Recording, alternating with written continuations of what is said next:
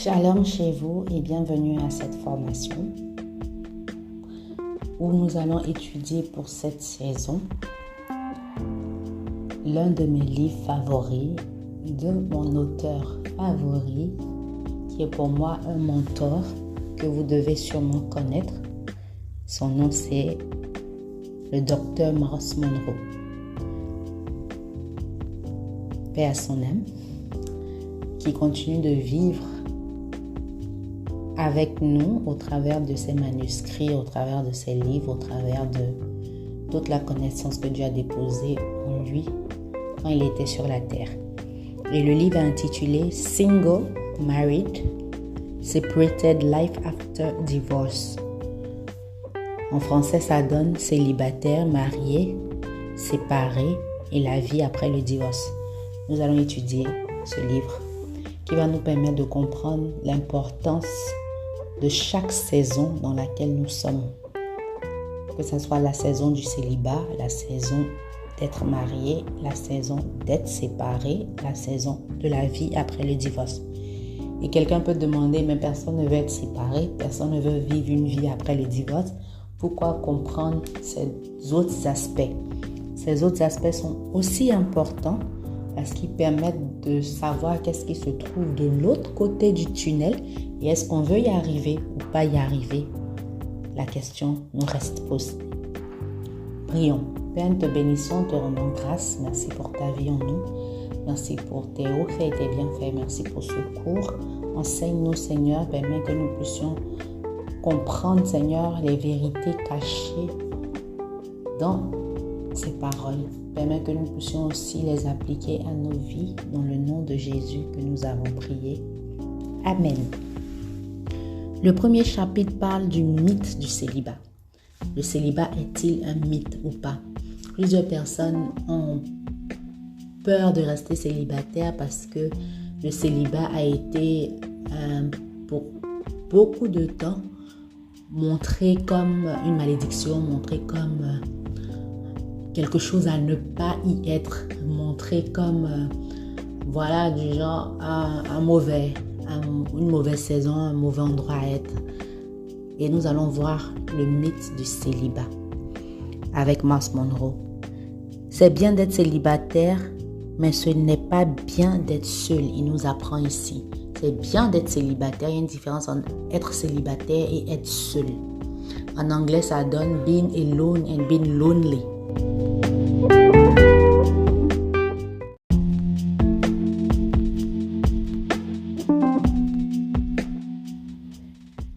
Ma secrétaire a sonné pour dire que mon prochain rendez-vous était arrivé. C'est le docteur Myles qui parle. J'ai marché jusqu'à la porte pour rencontrer et accueillir la personne qui, jusqu'à ce moment, n'avait été qu'un nom dans mon carnet de rendez-vous. Une belle jeune femme, habillée proprement et intelligemment, entra et s'assit. Elle lâcha soudain. Je n'en peux plus. Je suis fatiguée d'être célibataire. J'ai besoin d'un compagnon maintenant. Je vieillis et la vie me dépasse. Qu'est-ce qui ne va pas avec moi? Pourquoi aucun homme? Suis-je moche? Il doit y avoir quelque chose qui ne va pas avec moi. J'ai envie de me suicider. Aidez-moi s'il vous plaît. Est-ce que ce sont des questions qu'une fois tu as pu te poser? Est-ce que ce sont des questions qu'une fois nous nous sommes posées? Parce qu'à l'attente d'un compagnon, à l'attente d'un homme, à l'attente de la prochaine étape dans notre vie, on se pose tellement de questions. Je me souviens quand j'étais encore célibataire et que j'avais hâte de passer à la prochaine étape. Pourquoi? Parce que c'est le next thing to do, c'est la prochaine chose à faire. C'est ce que la société nous dit. Voilà, tu arrives à un certain âge, soit tu travailles, tu as acquis certaines choses. La prochaine étape après l'école et le travail, c'est de former une vie avec quelqu'un. Mais avec qui? Peut-être tu te retrouves dans la même situation et tu te poses toutes ces questions comme cette dame. Ces mots ne m'étaient pas étrangers. Je les avais entendus beaucoup de fois au fil des ans. J'ai dû aider des milliers de personnes à trouver leur équilibre et revoir leur conception de la vie. Alors, j'ai partagé avec elle le mythe du célibat qu'il va partager aussi avec nous au travers de son ouvrage. Je me rappelle à cette époque, tellement j'en avais marre, j'ai fait un post sous l'inspiration, on dira. Mais je ne pense pas qu'à cette étape, j'en avais autant marre qu'aujourd'hui, je l'exprime. Quand on dépasse l'étape, on se dit, peut-être que c'est ce que tu éprouvais. Mais le post disait, et c'était en anglais, I am tired of longing, I want to belong. Donc tous ceux qui me suivent depuis ont dû voir ce post qui disait I'm tired of longing. Longing, c'est quoi? C'est d'errer, c'est d'attendre, c'est de voilà. I want to belong, je veux appartenir. sans connaître les responsabilités, sans connaître les hauts et les bas d'appartenir. Mais on va voir tout ça. Ce qui est sûr, c'est un mystère, l'apôtre Paul dit, et c'est intéressant. Donc, le docteur Myles Munroe continue en disant « Il y a un mythe ou une conception erronée du célibat. En fait, les gens n'ont pas de problème de célibat. Ils ont un problème entièrement différent appelé être célibataire. » Est-ce que nous sommes d'accord? Partagez-moi dans les commentaires, dites-moi sur notre plateforme où on s'écrit. Et dites-moi, est-ce que vous êtes d'accord avec lui qui dit ils n'ont pas de problème de célibat? Ils ont un problème avec le fait d'être célibataire, avec ce qu'on appelle être célibataire. Où les gens vont te demander, tu te maries quand? Telle personne s'est mariée, tu attends quoi? Tu te maries quand? Parce que si on veut bien fouiller, on n'a pas de problème à être nous-mêmes et vivre avec nous-mêmes. Et voilà, parce que parfois, voilà, on peut se sentir seul, mais au fond, tu ne veux pas que quelqu'un dérange tes habitudes, ta paix, ta façon d'être, etc. Mais on a un gros problème qui est très différent, qui s'appelle être célibataire. Certaines des choses dans ce livre peuvent vous choquer, mais s'il vous plaît, gardez la lecture jusqu'à ce que vous exploriez tout le contenu de ce livre. Célibataire, marié, séparé et la vie après le divorce. C'est le titre du livre. C'est en anglais pour ceux qui veulent s'en procurer et lire d'avance pour que nous puissions échanger à chaque fois. Il continue en disant « Considérons d'abord le concept de cette escroquerie permanente qui semble contrôler et influencer tant de vies. » Est-ce qu'on est d'accord que c'est une escroquerie permanente? Moi, j'ai ri quand j'ai lu cette partie parce que là, on parle du mythe du célibat qui est une escroquerie, voilà, qui est une arnaque et tout. Mais je me rappelle quand je me suis mariée, mes premiers mois, voilà, quand j'ai vécu le choc de la différence, qui est très différent de ce que la société peint, de ce que les films, télénovelas et autres, Hollywood et Nollywood nous montrent, qui est très différent des contes de fées, qui est très différent de tout ce qu'on connaît ou tout ce qu'on a grandi avec. Quand tu rencontres ce choc ou bien quand tu confrontes cette réalité, tu te dis c'est une grosse arnaque. Mais là, le docteur parle d'abord du célibat qui a été considéré comme une escroquerie, comme une arnaque permanente qui semble contrôler et influencer tant de vies. Qu'est-ce le célibat? Moi, je vous pose la question. Qu'est-ce le célibat, selon vous? Répondez. D'abord, dites-moi dans les commentaires et ensuite, je vous donne la définition ici. Ici, il demande que signifie le célibat, que signifie être célibataire. La définition du dictionnaire contiendra ces mots ou des synonymes. Être séparé, être unique et entier. Aimeriez-vous cesser d'être entier? Aimeriez-vous cesser d'être une personne unique? Aimeriez-vous perdre votre identité? Bien sûr que non. Alors, quel est le problème avec le célibat? Le célibat, c'est quoi? Il nous explique que le célibat, c'est être à part, être séparé, être unique, être entier. En anglais, on dit être whole, être holistique. C'est ça le célibat. C'est ça être single. En anglais, on dit être singular. On singularise quelque chose, on le met à part.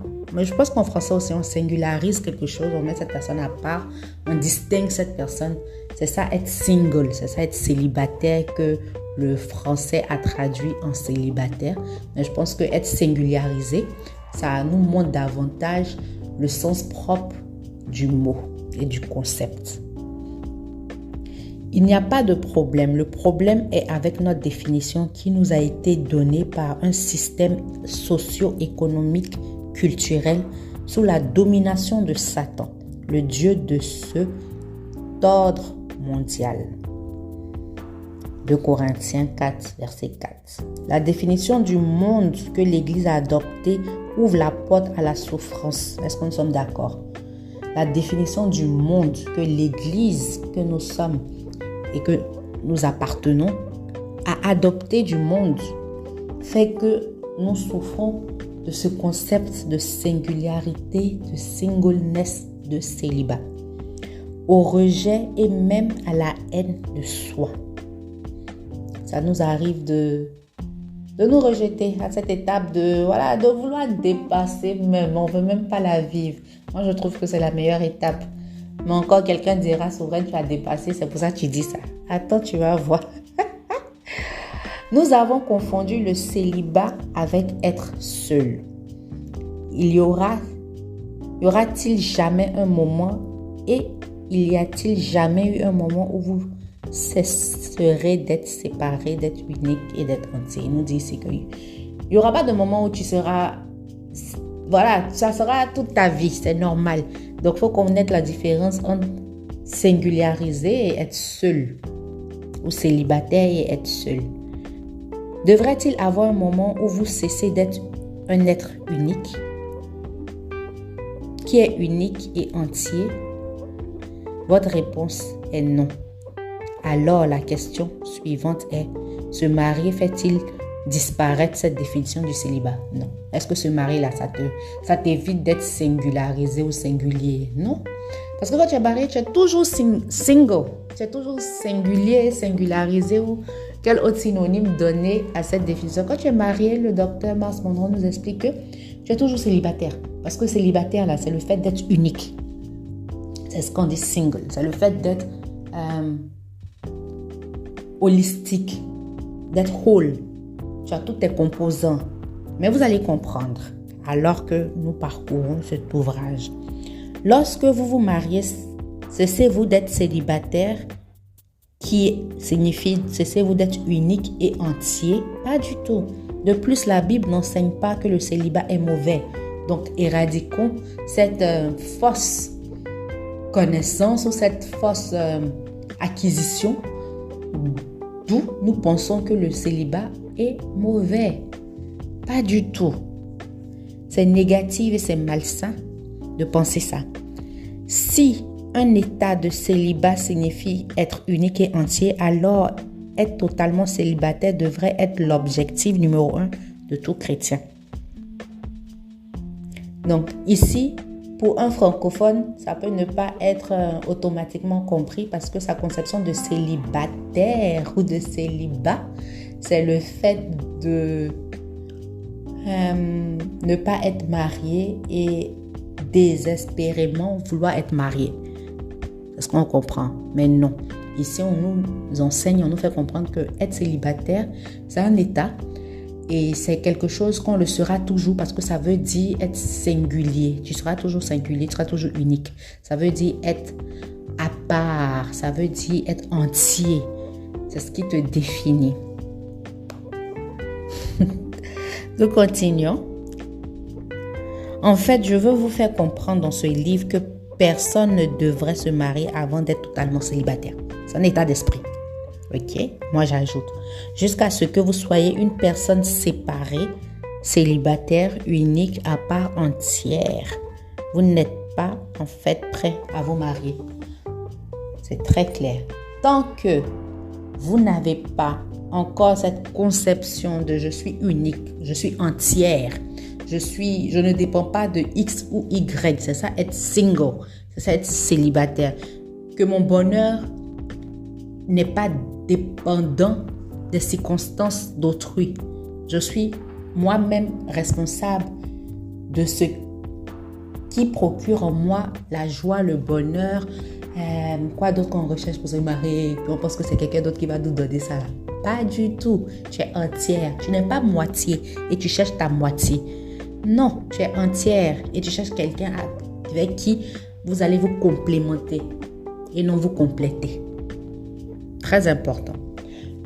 Les conseillers conjugaux, qu'ils soient chrétiens ou laïcs, vous diront que 99% des problèmes conjugaux surviennent parce qu'un mari ou une femme, ou les deux, ne se considèrent pas comme des individus uniques et dignes.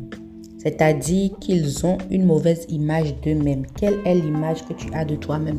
Est-ce que tu vas transporter d'une étape à une autre? L'étape de célibat, c'est comme être au CM2 et on a hâte d'aller en 6e, c'est-à-dire à l'autre étape où on n'est plus au primaire et on est au secondaire. Et là-bas, on va porter un autre uniforme, on sera vu comme des grands, on va faire d'autres choses, etc. C'est juste une étape et on oublie que chaque étape vient avec des responsabilités. Ou encore, pour ceux qui ne sont pas familiers avec ce système, c'est être en terminale, c'est-à-dire dernière année avant d'aller à l'université, dernière année de secondaire, et on a hâte d'aller à l'université, loin des parents, faire ce qu'on veut, etc. Mais là-bas encore, on rencontre d'autres responsabilités auxquelles soit on n'était pas prêt, soit on ne s'est pas préparé, soit quoi d'autre, on n'a pas envie parce que voilà, la vie d'adulte, elle est difficile, etc., etc. Mais c'est le même concept.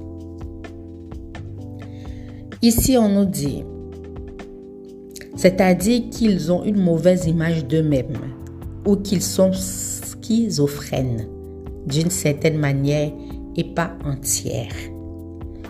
Ou qu'ils ne sont pas séparés mais dépendent toujours d'une autre personne pour les rendre heureux. Il faut que tu ne dépendes que de Dieu et de toi-même pour te rendre heureux. Ce que tu traverses, quelle que soit ta situation, tu es le premier responsable de ton bonheur.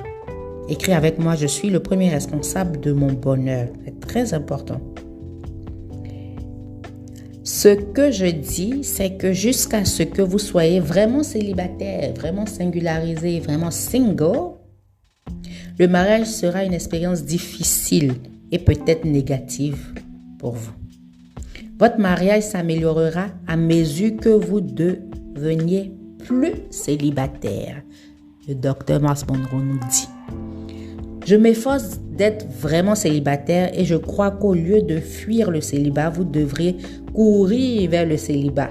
Cependant, faisons comme toute personne sage devrait faire à propos de chaque sujet et voyons ce que l'auteur et le créateur du produit a à dire. Et le produit, c'est cette institution qu'est le mariage et l'auteur et le créateur, c'est Dieu. Le point de vue de Dieu sur le célibat. Dans Genèse 2,18, Dieu a-t-il dit, il n'est pas bon que l'homme soit seul. Oui, mais est-ce qu'il a dit, il n'est pas bon que l'homme soit célibataire? Il y a une différence. Non, il a dit, il n'est pas bon que l'homme soit seul. Dieu n'avait aucun problème avec la séparation de l'homme, la singularisation de l'homme, l'unicité ou être unique, on va appeler ça comment? De l'homme, son unicité ou son intégrité. En fait, Adam ne savait pas qu'il était seul. La déclaration de Dieu était fondée sur sa propre observation de la situation, sur sa propre sagesse. Et parfois, quand on enseigne Genèse 2,18, on aime bien dire que c'est Dieu qui s'est dit. Il n'a même pas dit à l'homme. Il a dit à lui-même qu'il n'est pas bon que Adam soit seul. Et c'est lui-même encore qui a voulu lui faire une aide semblable. Mais aujourd'hui, ce qu'on réalise, c'est que nous-mêmes, on veut se dire qu'il n'est pas bon qu'on soit seul parce que notre âge avance, parce que voilà, la société nous dit quand est-ce qu'on va venir manger du riz chez toi? Quand est-ce qu'on va venir manger à checker à ton mariage? Quand est-ce qu'on va venir faire ci ou ça? Pourquoi tu tries les hommes? Pourquoi tu ne te décides pas à te marier? Alors que au premier homme avant,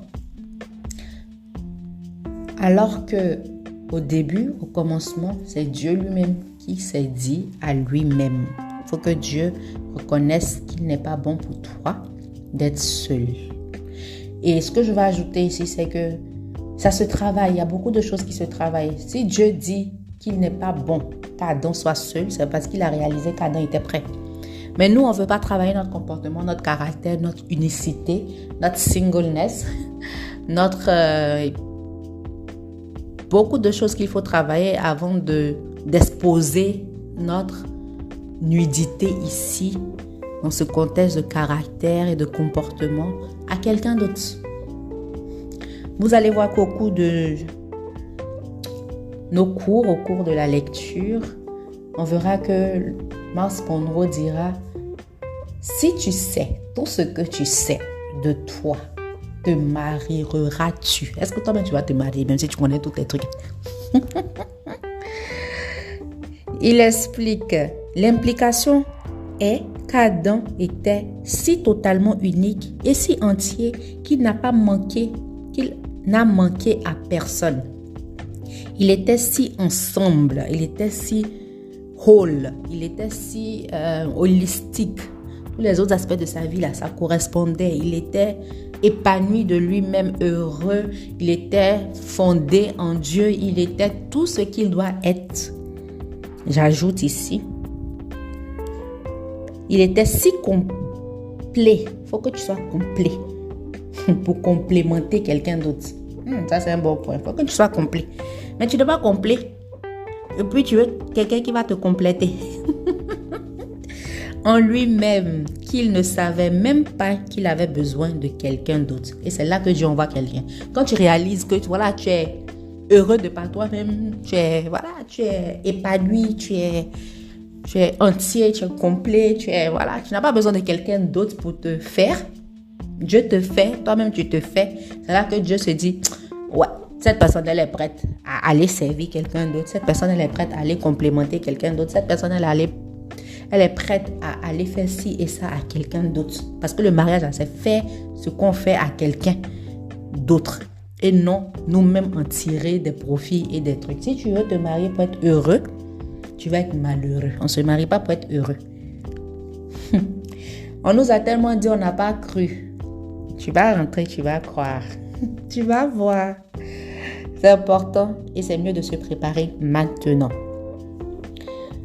Et il continue en disant, avoir un compagnon n'était pas l'idée d'Adam, mais celle de Dieu. Une autre chose que vous devez voir est qu'Adam n'avait pas besoin d'une épouse. C'est une autre idée fausse que nous avons reçue de la tradition, de la culture, j'ajoute, de la société. Une pensée erronée. Il n'avait pas besoin d'une épouse. Et j'ai observé, quand vous regardez beaucoup de témoignages des gens, c'est quand ils n'ont pas besoin de ça que Dieu envoie. Un exemple ici qui peut nous faire comprendre, c'est que quand quelqu'un n'a pas besoin d'enfant nécessairement, ou la personne, sa pensée n'est pas dessus, il pense à autre chose, il ne se stresse pas dessus, c'est là que la personne tombe enceinte. Je crois que ça doit être une loi de la nature. Et ça, on voit cette application ici.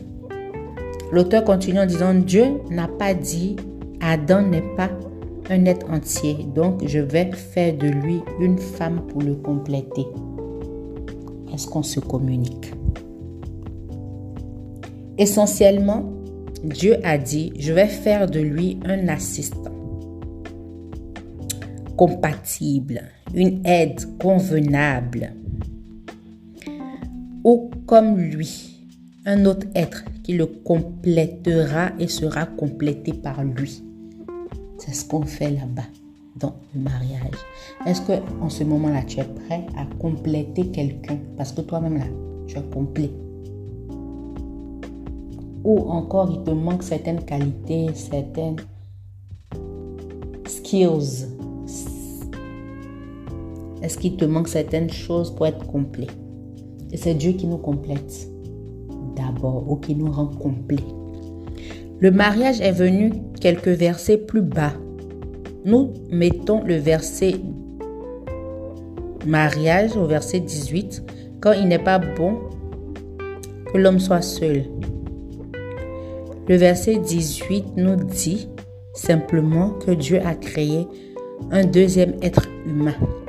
Au verset 22, Moïse a écrit que Dieu a créé une femme à partir de la côte d'Adam. Certains disent que le mot hébreu est vraiment une cellule et l'a présenté à l'homme. Donc l'auteur dit, d'autres disent que c'est une cellule que Dieu a utilisée, d'autres disent que c'est une côte.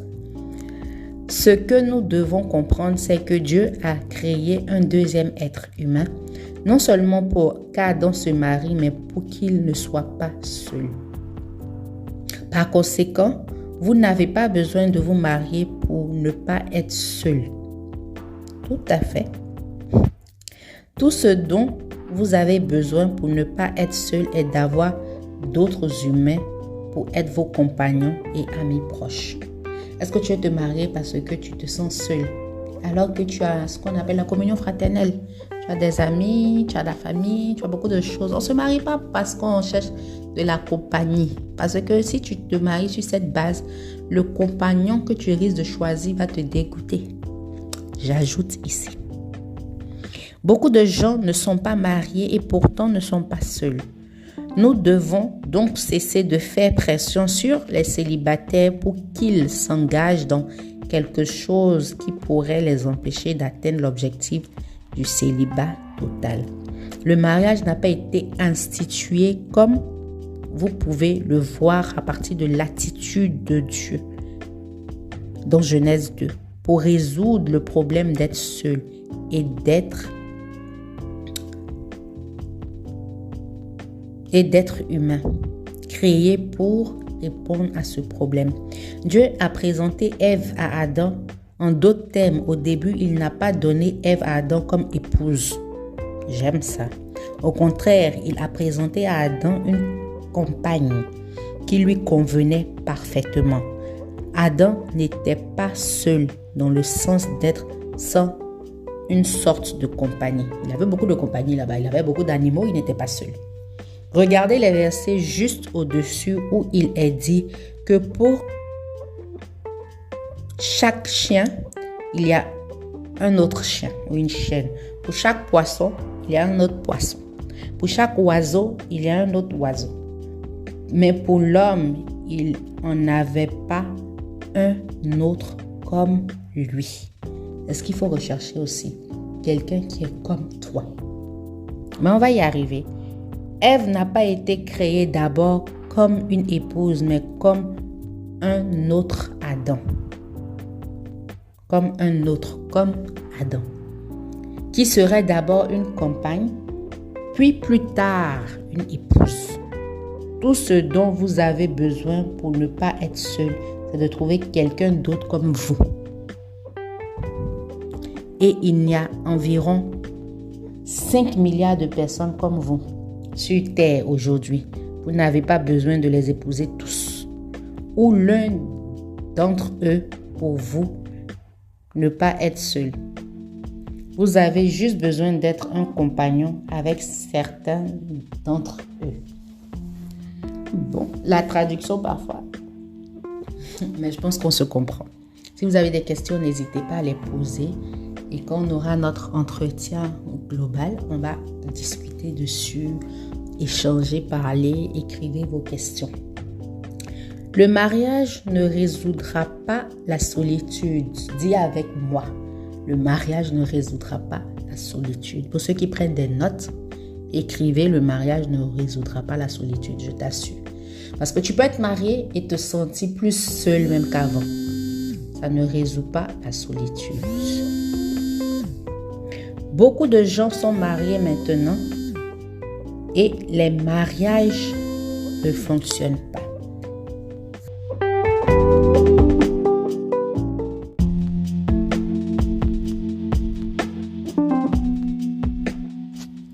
Ces personnes prient pour se libérer d'hommes dans des lits séparés, opèrent dans la tension à la maison. Des mariages comme ça créent plus de solitude. Beaucoup d'entre eux sont si misérables que c'est comme vivre des tourments. Oui, tout le temps, le mariage n'est pas la réponse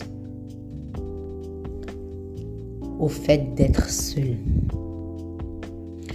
Un jour, j'étais dans un salon de coiffure et il y avait une discussion sur le mariage qui se passait où ces jeunes dames non mariées, je me demande si elles sont célibataires parce qu'aujourd'hui on comprend que le célibat c'est un autre état, un état d'esprit où il faut être entier, complet, holistique, etc.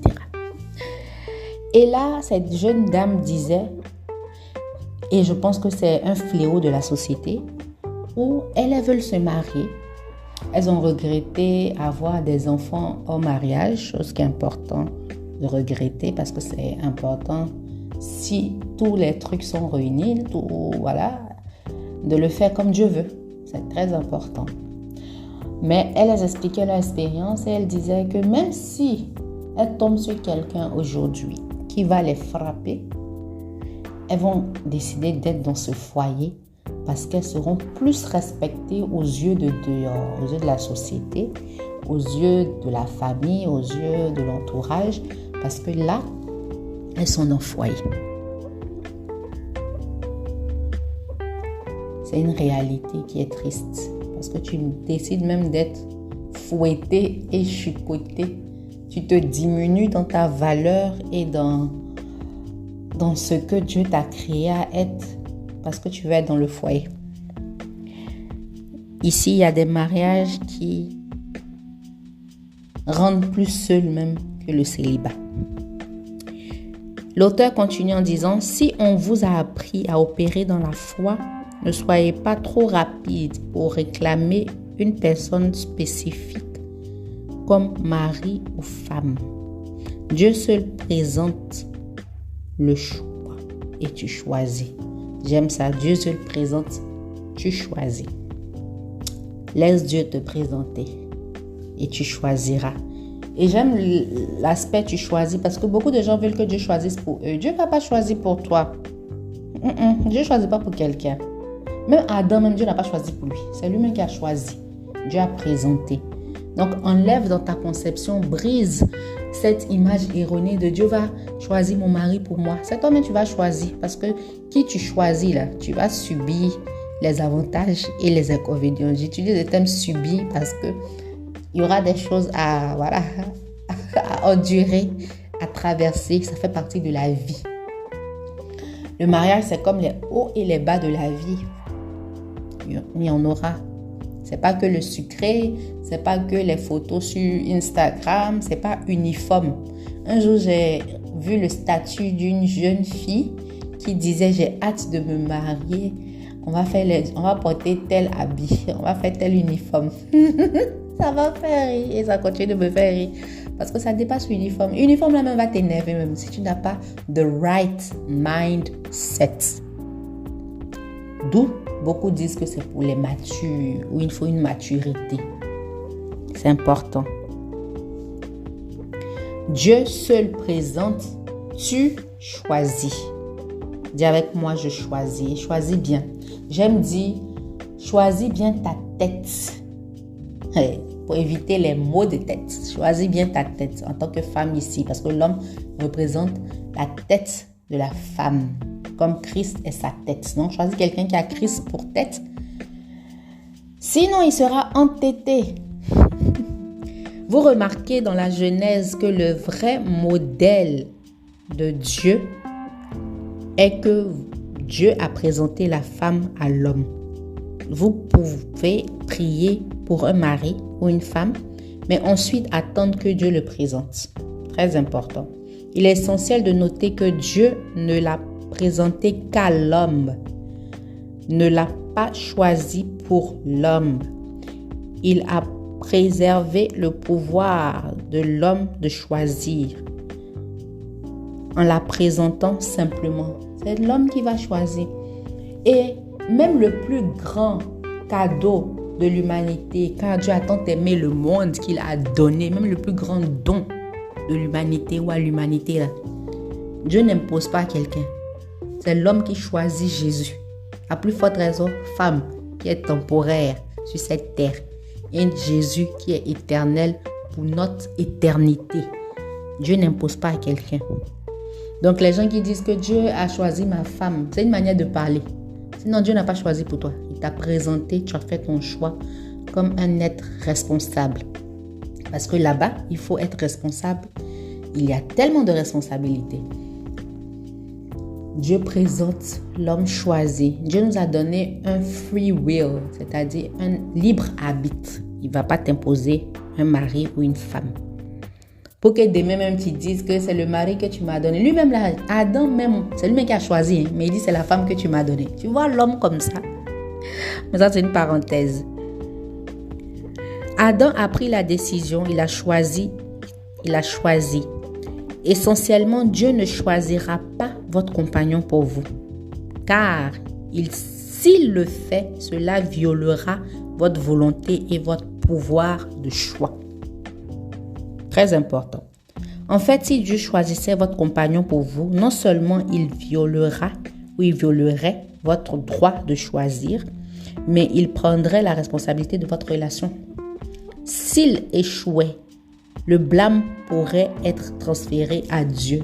Même Adam, même que c'est lui-même qui a choisi, quand Dieu a présenté la même là, il a blâmé Dieu. Maintenant, si Dieu va choisir pour nous, ce point est crucial car j'ai conseillé de nombreuses personnes qui ont été égarées par l'idée fausse que Dieu n'a créé qu'une seule personne spécifique sur cette planète pour qu'elle se marie. Ça, c'est une idée fausse. Il n'y a pas une personne pour une personne. Donc, une autre idée à effacer, une autre pensée erronée.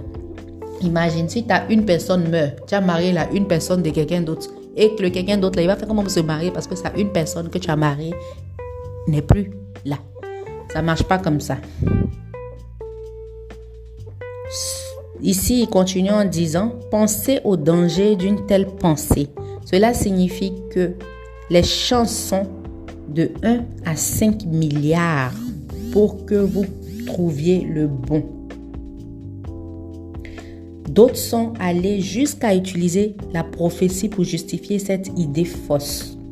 Si Dieu le veut et l'a fait, à choisir un individu sur les 5 milliards de la planète juste pour vous et l'a fait à votre insu et permission, en parenthèse, et sans celle de l'autre personne, alors pourquoi ne choisirait-il pas le salut pour vous? C'est un domaine que beaucoup n'y pensent pas et c'est un domaine beaucoup plus vital de votre vie. Si Dieu devait imposer un choix, ça allait être celui du salut. Mais ça encore, il ne l'impose pas. Après, Dieu violerait nos droits de choisir dans un tel cas. Pourquoi pas dans une relation éternelle et céleste avec lui et tout ça. Donc, il exprime davantage que Dieu ne viole pas notre volonté.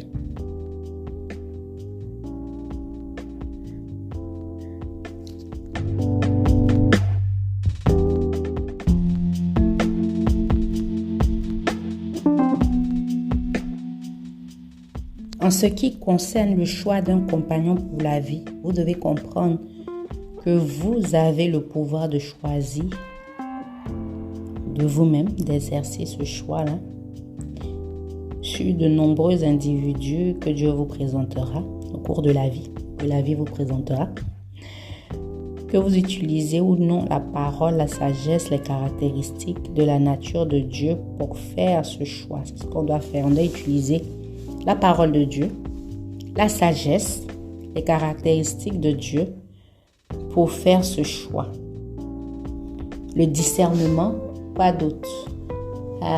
Avoir un œil dans la prière et un œil dans l'observation. Vous devez assumer la responsabilité de votre choix et de toutes les conséquences qui en découlent. C'est le docteur Myles Munroe qui dit. Ne devenez pas trop spirituel, effrayant ou irrationnel à cet égard. Rappelez-vous le vieil adage. Quel que soit le lit que vous choisissez, vous devez également y dormir. Ça veut dire quoi? C'est un adage en anglais. On dit as you make your bed, you lay in it. Comment tu fais ton lit là? C'est toi, tu vas dormir dedans. Donc c'est comme ça aussi le choix du mariage ou même le mariage à ne pas prendre à la légère. Qu'est-ce que tu investis dedans? C'est le résultat que tu vas récolter. Fournir des perspectives est la responsabilité de Dieu, mais choisir un compagnon est le vôtre. Comptez sur l'aide du Saint-Esprit, mais n'essayez pas de lui transférer la responsabilité du choix. Très important. Que signifie seul? Quand Dieu a dit qu'il n'est pas bon pour Adam d'être seul, le mot utilisé a 3 définitions fondamentales majeures: exclusive, isolé, solitaire. Supposons que nous lisions ce que Dieu a dit selon cette définition. Il n'est pas bon que l'homme soit exclusif, il n'est pas bon que l'homme soit solitaire, il n'est pas bon que l'homme soit isolé. Pour résumer le point de vue de Dieu sur le célibat, je vais utiliser une illustration d'un trousseau de clés et d'un trousseau de clés. Si vous en avez, sortez-le. Regardez ça, chaque clé est unique, séparée et entière, mais toutes les clés sont reliées à un agneau commun. Les touches sont uniques, mais pas seules. Il est donc possible d'être célibataire et pas seul. Dieu n'a pas dit qu'il n'était pas bon pour l'homme d'être unique, d'être séparé, d'être entier, d'être singularisé, j'ajoute. En fait, Dieu aime tellement l'unicité qu'il n'a pas permis à 2 êtres humains sur tous les milliards qui ont vécu. Et Dieu leur a donné des empreintes digitales identiques. Ok, l'auteur ici nous fait comprendre que Dieu aime tellement l'unicité qu'il a, dans notre conception, dans notre création, il nous a donné à chacun d'avoir une identité unique, des empreintes digitales uniques. De plus, il y a d'autres choses sur les êtres humains qui ne sont jamais reproduites chez d'autres êtres humains, comme les modèles de rétine oculaire, les cellules d'ADN ou la teneur en sperme des hommes. Notre conclusion doit être que Dieu n'aime pas seulement l'unicité et l'intégrité ou l'intégralité ici. Il insiste sur elle dans ses créations. Donc on voit ça même depuis les créations.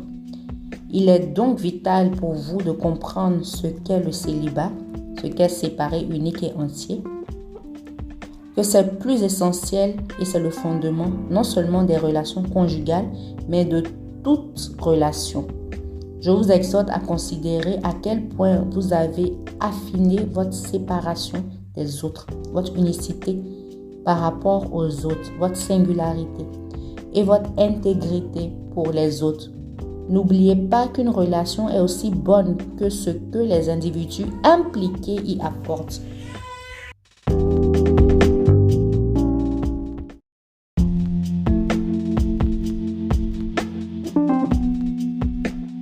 Si vous avez aimé cet enseignement, ce moment de qualité d'échange et vous voulez prendre part à nos formations, n'hésitez pas à nous écrire sur WhatsApp ou Telegram Le numéro est le suivant, plus 225 07 47 85 51 31.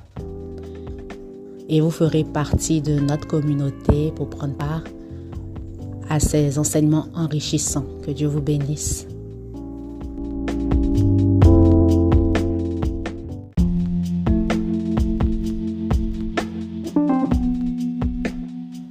Moi, c'est Souveraine Amwako, épouse à Lobo.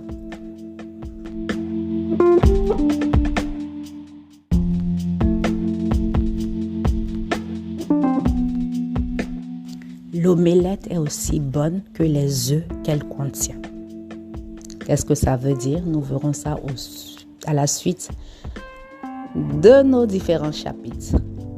Mais comme toute omelette,